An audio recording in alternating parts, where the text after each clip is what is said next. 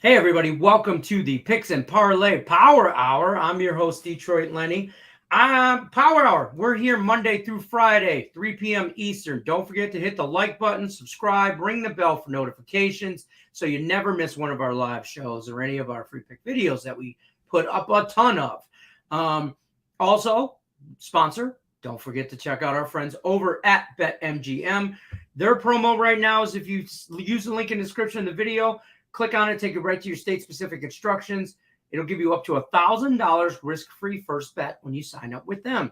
Again, use the promo code MORNING when you download the app and use that, and that'll get you that $1,000 risk-free in your first bet.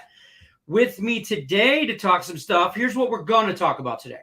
We are going to get into a recap of last week's preseason, basically, of all the NFL games. We're going to talk some fantasy football quarterbacks. We are going to talk the Washington Commanders over under win total. And I got some college football for you live. In effect, college football is right around the corner. We're going to talk Nebraska Cornhuskers against the Northwestern University team. All right, guys. Now, here we go. We're going to bring in the man, the myth, the legend himself, Mr. Craig Trapp. Craig Trapp, how was your week one preseason?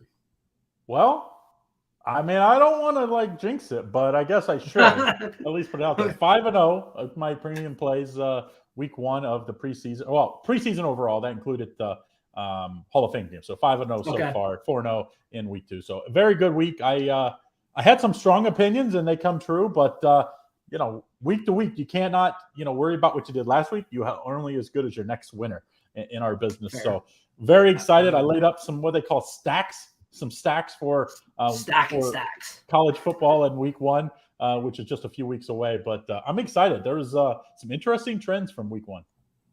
All right, nice. Well, let's talk about that recap. Let's recap week one.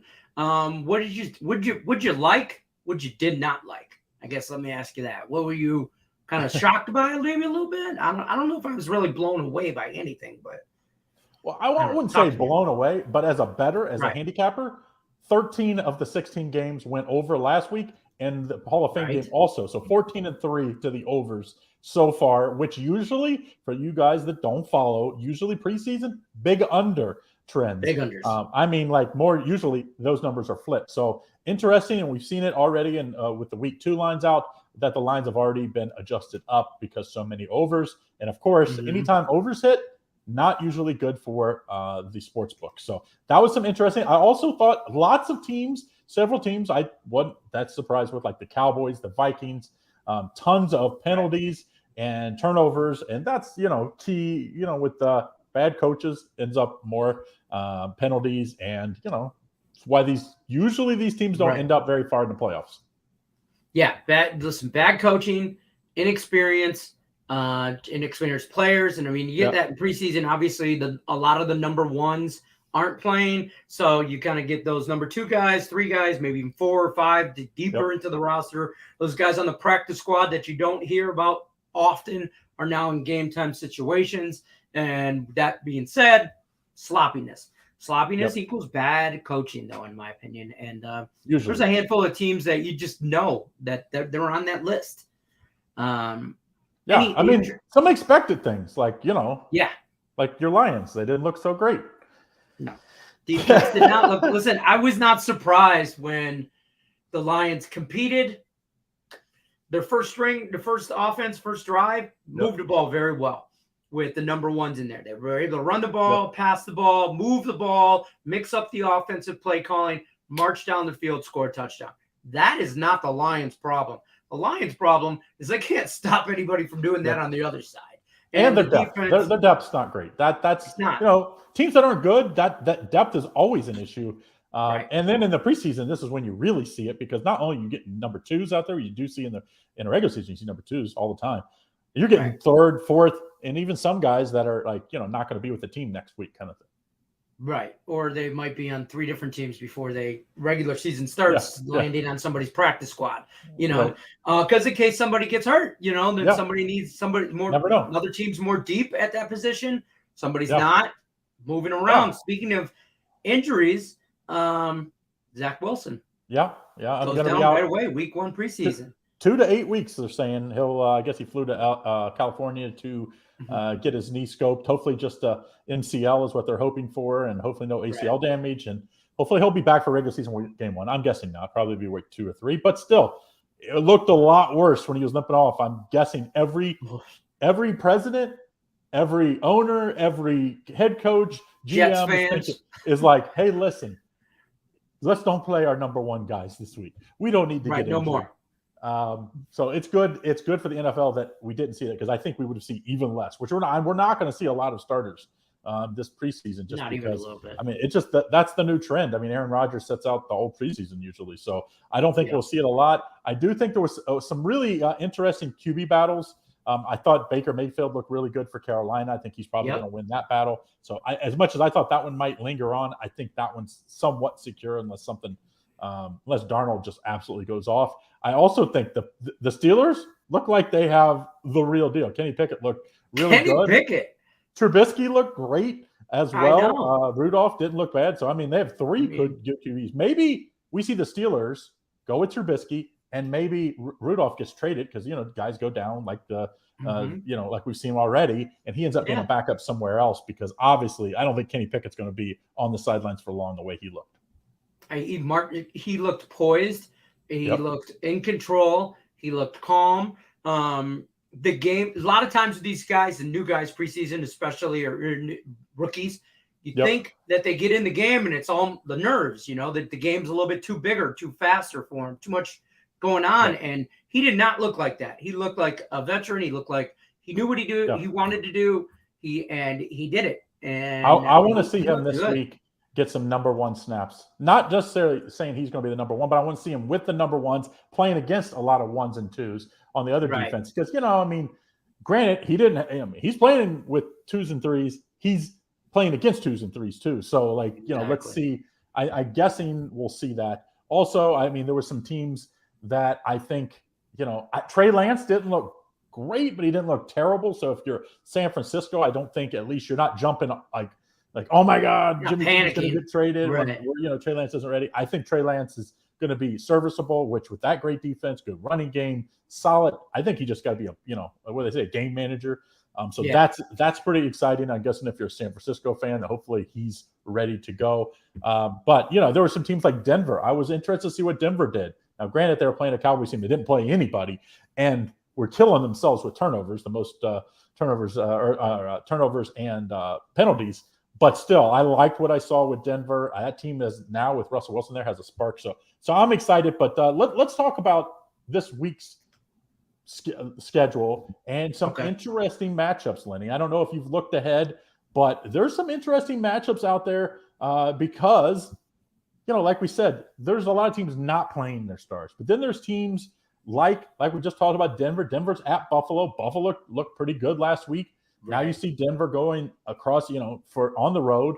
That's a new thing. That's interesting. We see Bills favored by 3 total. That total's all the totals last week were in the low to mid 30s. This one's 39.5, opened at 40, so it's down 0.5 point. So as we see, these lines have definitely adjusted on the total side. I tell you what, there's a couple games here that I want to see, like my Lions and Indy. Their totals at 40.5. I want if I can get that to dip down below 40 and I get 39.5, I feel way more comfortable on that over. Me personally, but there's a couple. But you got to the key numbers though on totals is under 42. Yes. So long if 40.5 doesn't scare me, 41, even 41.5. But when you get to 42, that's when I start to if I'm on the fence, I'm on the fence on that. So that's an interesting game. How about the Raiders at the Dolphins? The Dolphins, I think I have a lot. This is a game I think the Dolphins have to play Tua a little more maybe, because I think he needs the confidence himself. And I also think, this team is a win now team. You don't go out and trade for players and add what they added, both on the offensive line and as far as weapons for Tua. If he's not able to go out and move it in the preseason, I think you start to question. So I'm interested there. Also, I always think Raiders in their 3rd preseason game, because they had to play the Hall of Fame game. That's interesting. Right. A lot of teams, this is the week where you kind of running your starters out there more. Maybe the Raiders don't do that as much, even though Carr did not play on Sunday night against who'd they play? They played Jacksonville. Jacksonville. No, no, yeah. No, that was the first. That game. That was a Hall of Fame game. They played. Hold they on. played the Vikings. They played the Vikings. The Vikings. Yeah. Which they were without their quarterback Cousins too, because he had COVID. So I'm interested to see what that game ends up. I also think the Cowboys Chargers, because the Cowboys have went to Los Angeles back in the day. So obviously, no matter where the Cowboys go, they always have tons of fans. But they looked so bad last week. I almost think you're going to have to, give that offense a little confidence this week. And everybody's kind of darling the Chargers. So I think, what will the Chargers do as well? Talk to me about some quarterbacks. We touched base a little bit here on some fantasy quarterback or just quarterbacks in general. What you saw, what you didn't see. Like, again, week 1, we're going to see this is like the appetizer of the appetizer. So week 2, how many of these fantasy quarterbacks, what are you seeing on some of these quarterbacks? For me, for example, I'm in a fantasy league where I have a keeper league, and I can keep 3 players forever, basically, year to year, redrafting. So you try to draft those real young guys. Kenny Pickett is a quarterback that's on my radar as a keeper, because I know I won't probably start him this year, and that's okay. But if I want him 2-3 years from now, I got to draft him now. Well, let's do it this way. Let's assume we're in a non-keeper league. So we're just going to rank my top 10 quarterbacks for 2022 starting, just say, for the season. Because this is what I'm using in my fantasy football draft. And I think, usually I would go in and I would say Aaron Rodgers, Tom Brady, number 1, 2. And I think you can kind of flip-flop those. I don't think I have Rodgers at this point as a number 1, as far as number 1. I like Brady a little more. I mean, last year Brady had 43 and 12, so 43 touchdowns, 12 interceptions, 5,300 yards. I mean, he was unbelievable. He went out and they got another weapon for him in Julio Jones. I think his offense is just more proven. There's less things that can go wrong. I think Devontae Adams leaving, Aaron Rodgers, there's still question marks there. So I'm going to put Tom Brady number 1. I'm going to have Aaron Rodgers slightly ahead of number 3, but I like Aaron Rodgers as number 2. And, it's like Aaron Rodgers he only threw, I think it was 4 interceptions last year. I mean, it's like when you have that kind of accuracy, 37 touchdowns, 4 interceptions, 4,100 yards. I mean, the guy has his ability to hit guys that are covered. It's the best in football. So that is a little less worrisome than a quarterback that isn't as accurate. He's probably the most accurate quarterback, maybe of all time. I mean, those numbers are 4 interceptions in a season. I mean, there's guys out here. I mean, Jameis Winston, let's just say, who that does that multiple times in a game. So I like Aaron Rodgers as number 2. I don't know how you feel about Matt Stafford now that he's not a Lion, but Matt Stafford last year, I think, was proven that he can win the big one. Now, I've moved Matt Stafford down a spot, and I've moved Dak Prescott up a spot this year. I like Dak Prescott. He threw 37 touchdowns last year and just 10 interceptions. I think he has a ton of ability on this team. I just think they have some big name players, and I think Dallas always seems to give tons of points and always end up in shootouts. So I like Prescott above Stafford. Stafford will be in that 4th spot for me. Stafford is legitimate. I mean, he's the guy that you draft that just like this guy can make every throw, and he's proven that over a decade plus in football. Interceptions is maybe a little worry with him. After you get past that, I think you can make tons of arguments. Patrick Mahomes being number 5, are you kidding me? 37 touchdowns, 13 interceptions last year. I mean, 4,400 yards. I mean, the one thing I will say that I always worried about the Chiefs in pass is they were always leading games. This year, I don't know. I don't think they have near the edge that they have in years past. I think you could see maybe him get some more yards and more touchdowns this year because he's going to be playing in games that's closer, that they, not just trying to run the clock out at the end. So I do like Mahomes at number 5. And like I said, you could argue that he moves up a few spots. Then Josh Allen for me. And I know a lot of people think Josh Allen should be number 1. And he has that huge arm. I mean, 36 touchdowns, 15 interceptions. But, the one thing I always worry about quarterbacks playing in New England, playing in Buffalo, is those cold and, snowy, windy days. That is very tough. And obviously you're playing in Buffalo, your home games outside, you're going to play in many of those games.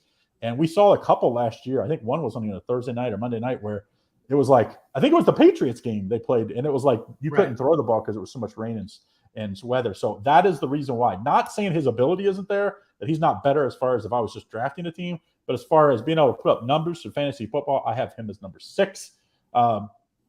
Number 7, I'm going Joe Burrow. Maybe I'm a little, I can admit I'm a little a Bengals fan. 34-14 last year, 4,600 yards. Maybe the best combination of receivers, big name receivers. Chase, Higgins, Boyd. I mean, these guys, and then you have Joe Mixon out of the backfield. I mean, they have so many weapons, and they got an offensive line in front of them finally this year. So I like him. 7. Derek Carr, I think, is going to have a big year. 23-14 last year, but he gets his teammate from college back.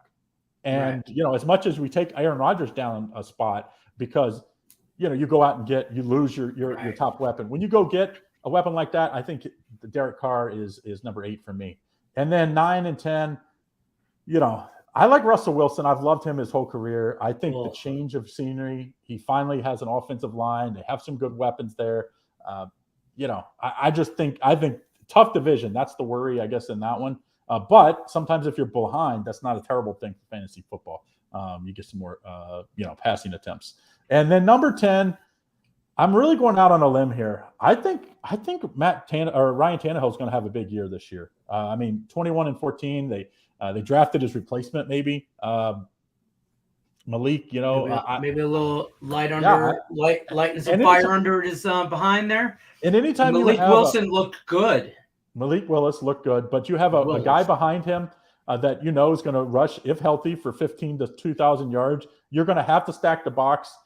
Yes, they lost some weapons, but you're going to be wide open one-on-one on the outside with this team because you have such a good running game. So I think he could have a big year. He also cost them the Super Bowl, or cost them their chance at the Super Bowl, losing to the Bengals in the opening game last year. So I think he's going to have a much better year. So that's kind of the out on the limb. Once you get past the top 7, 8, 9 guys, I think, the next 10 to 20, it's like, who's just going to have the better, this year, because they're all decent, about that level. I agree with most of those quarterbacks you mentioned. I think Derek Carr should be higher on the list. I think he's going to have a really, really good year this year. And I think Aaron Rodgers could drop down. I don't have him in my top 5.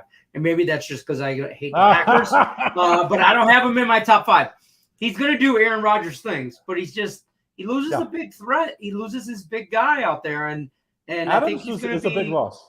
Yeah, Murray. Someone said Murray. I wouldn't argue about Murray, but also Hopkins isn't playing the first 6 games. The reason why I didn't have Murray in my top 10.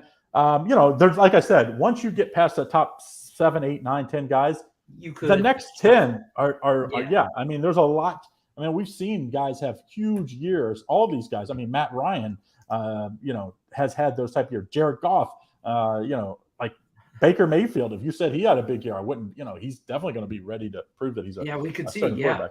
So to me, it's like the top 7 or 8, and this is a passing league now. It's there's no more. There's a reason why, other than probably Derrick Henry, there's not a running back out there that you say almost everybody's running back by committee now. So it's all about the quarterbacks and receivers now, as far as fantasy football is concerned. And that's my top 10. So who knows? Let's see. Take it early. Tell us what you like tell us what you like in the comments for sure. Craig, tell us what you have going on over at Picks and Parlays. Well, make sure you stay tuned, because we'll also be doing running backs and receivers later this week. So make sure you, if you have a guy you like or want to hear, you listen into that. But I do have my 5 free picks every day over at Picks and Parlays. You can get those by just hit the subscribe button and like and subscribe this video, and you'll make sure you get all the videos we do here. But I do my 5 free picks every day, and in that, I give my best bet deal, $25 off, just $17.99. So some days just 1 best bet, some days 2, but either way, you'll get those $25 off. So click that link in the description to hit that subscribe button. Awesome. I appreciate you, and thanks for stopping by. We'll see you more on Power Hour this week, I'm sure. Everybody, don't forget, like he said, like, subscribe, ring the bell for notifications. Take care, Craig. All right, guys, don't forget promo code too as well, picksandparlays.net. Use that promo code. That'll give you 20% off the entire site. With me now, don't forget, we still have to talk about the Washington Commanders win total. But first, though, we're going to talk some Nebraska Northwestern. We got some college football. We just been chomping at the bit to do this. Bring in Tim Earl, the man, the myth. Finally. It's the best way to describe it. It's like, hey, you excited about college football? Somebody said to me the other day, and I was just like, and they're like, you having a stroke? I'm like, no, it's just college football. Let's get after it. Oh, yeah. All right, Tim, this is what you've been tasked for on Picks and Parlays Power Hour. Nebraska, minus 12.5, over under 50.5 for one of the biggest matchups. I think we've already got week 1. So talk to me about this. These Cornhuskers, I mean, it's Big Ten football right here. Are we gonna? I mean, nobody likes anybody in the Big Ten. It's like every Big Ten game's a rivalry. Not as much as the other one, but everyone is. Talk to me about this game. What are you thinking here? Yeah, this is week 0 of the college football, and it's kind of this is kind of like the weird-ish week because you get a lot of just like bad teams, like really, really bad teams going up against good teams, and there's some really big point spreads. But these two teams in conference, I will say the big thing about this game, it's going to be in Dublin. It's in a neutral site, which is just really, really weird. But hey, get football over to the other side of the world. That's awesome. When you look at these two teams, both of them had like really disappointing years last year. Both of them 3-9. But I think that we could say that Nebraska was probably one of the best 3-9 teams in college football history because I think they lost a couple of games by like 2 or 3 points. It was like they went 3-9, but their points margin was like one of the smallest for any of the losing teams. So that was definitely interesting to say. This one's a 12.5. Both teams, you get Nebraska, who's bringing back 7 guys on offense and 5 guys on defense. You get Northwestern, who's bringing back 9 on offense and 5 on defense. So you get a little bit more of Nebraska, Northwestern's team from last year. And when it comes to it, beginning of the season, grab some dogs. Like I'm already starting to look through the first week of the actual week 1 and like the September 2nd, 3rd weekend. Right. And I'm already starting to look at some dogs. And I'm going to go Northwestern in this one. I'm going to grab them plus the 12.5. I don't think Nebraska deserves to be that big of a favorite because they're good, yes, or they'll be competitive, I should say. They'll be better. No reason why they're this big of favorites. I could see even Northwestern winning this game straight up. Like this is a weird matchup of two teams that were kind of like in the same spot last year, and when it's across the pond, so it's in a neutral site. It's not like we're in Nebraska. It's not like we're in Northwestern. I think it's going to benefit Northwestern just a little bit more that it's not in Nebraska and it's at a neutral site. Yeah. I'm going to grab some dogs to start off the year, especially when teams are starting to get their playbooks together and really starting to get into a rhythm. I'm going to go after some dogs to begin off, and Northwestern is going to be one of the ones that I kind of tag on to start off the year. I don't hate that at all. I like it here. I don't know if I'd go as far as ballsy to get money line on them, but they'll definitely make the card on plus 12.5. I mean, money line's got to be like 8 and plus 800 or something like that. Yeah, I think it's worth a shot. Obviously, sprinkle it. Bet like if you're betting $100 on the spread, throw 20 on the money line or something like that. You do not need to throw a lot on the money line. Fair enough. I appreciate that. Tim Earl, tell us what you got going on over at Picks and Parlays. I know you got a lot going on there as well. I'm going to tell everybody don't forget to like, subscribe, ring the bell for notification.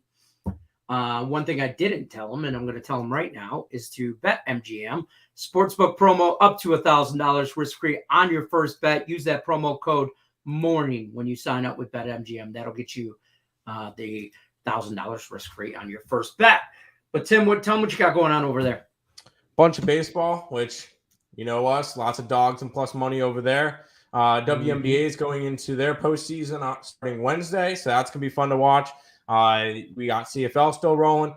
NFL preseason, week 0/1, 13-2 start. So really, really good to start that. Credit to Nick. But we got 2 more weeks of preseason football, and then we get to the regular season. Not to mention, we just talked about college football is 12 days away. We'll definitely have plays up for that. And then before we know it, a blink of an eye, and we'll have postseason baseball, college football in full swing, NFL in full swing, NBA is going to be back in October, NHL in October, and all of a sudden we're just balls to the WNBA wall. playoffs start like when? Next week? WNBA playoffs start Wednesday, so that should be a month. But it's going to be a lot of content, a lot of sports, and then before we know it, college basketball is going to be here. It's going to be a busy time of the year. I'm excited for it. I love it. All right, we're going to switch gears here, and Tim's going to go over the Washington Commanders. The Washington Commanders' regular season win total is at 8.5. Tim, I'm perplexed by this team. Good defense. I don't know what they're doing on offense. Talk to me about the over-under win total on this. What are you thinking? Oh, I know that when we get in terms of games with this team, you're going to look at unders. I'm going to take the over with win total, though. I know it's going to be probably more of the contrarian looks because everybody's going to go after the Eagles. Everybody's going to go after the Cowboys. I think the Eagles are overrated, so I like where your head's at. And the thing is with the NFC least, normally they split. Like everybody splits games against each other. Like I could see the Commanders are going to go 1-1 against the Eagles, the Cowboys, and the Giants.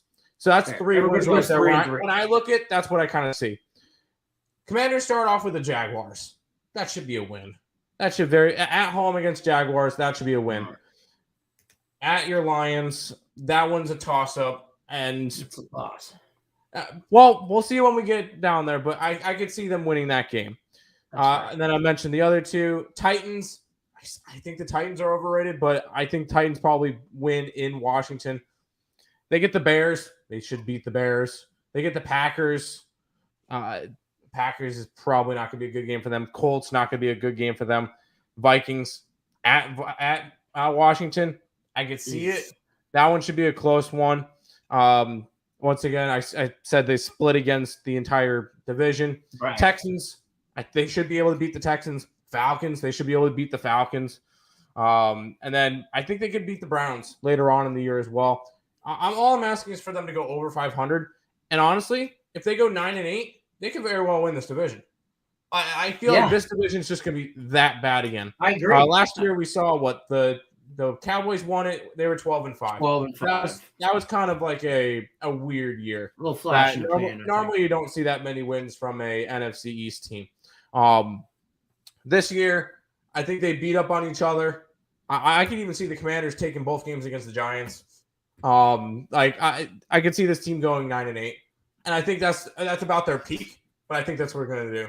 So when it comes to it, I'm taking a little bit of a contrarian angle. Honestly, I don't hate it. I know I've probably been hanging out with Higgs too much. Take a sprinkle on the Commanders to win the division. I think that can be. I will say this: they ended at 7-10 last year.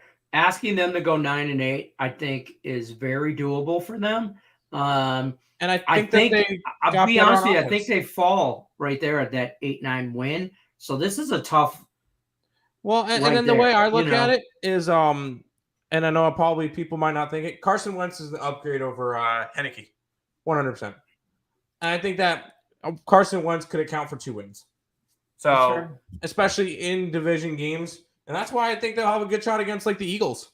So I think this is a team that a lot of people are going to just pass over, say, Eagles win the division or Cowboys win the division or whatever may happen. I think the Commanders have a decent shot. So I'm going to take their win total over. Fair. I like it, Tim. I like it a lot. So, Tim, yes, by the way, James Mounts wants to know, is this a new show format? This is the new Picks and Parlay Power Hour. We talk all things football, college, NFL. We even throw in some soccer in there randomly throughout the week. So we're going to talk everything now that we're gearing up preseason. We're going to talk some win totals like we just did. We've been going through teams. Check it out on Picks and Parlays. You guys got to like, subscribe, ring the bell for notifications so you'll see the new shows when they pop up and the free pick videos when we give out win totals. We've went through every division, team now, everything. So, and don't forget to check out BetMGM Sportsbook, their promo up to $1,000 risk-free on the first bet. All you got to do, use the promo code MORNING when you're looking for them, when you're signing up with them. And the Picks and Parlay Power Hour, Monday through Friday, 3 p.m. Eastern, That's when we're on. Tim, tell us what you got going on over at picksandparlays.net. Oh, well, still rolling on with the baseball. We got about a month and a half left of that. That should get interesting down the stretch, especially with some of the divisional races. And that AL wild card is going to be a lot of fun to watch. Yes. And then CFL, still going with that. WNBA is heading into playoffs in a couple of days. We get NFL preseason right now. That's been rocking and rolling with Nick doing it. 13-2 start to the preseason, so good start there. 12 days away from college football, which I'm excited for. And then before we know it, blink of an eye, playoff baseball, college football in full swing, NFL in full swing, NBA, hockey. You even get college basketball in there eventually. This is going to be a busy time of the year, and I'm excited for it. Sounds good. I appreciate it, my man. All right, guys, that's going to do it for us. Don't forget, when you're over at picksandparlays.net, use that promo code NFL, save you 20% off the entire site. Tim Earl, I appreciate you stopping by, my friend. We'll see you, I'm sure, on more Power Hours as the week goes on. Till then, folks, good luck, unless you're against me.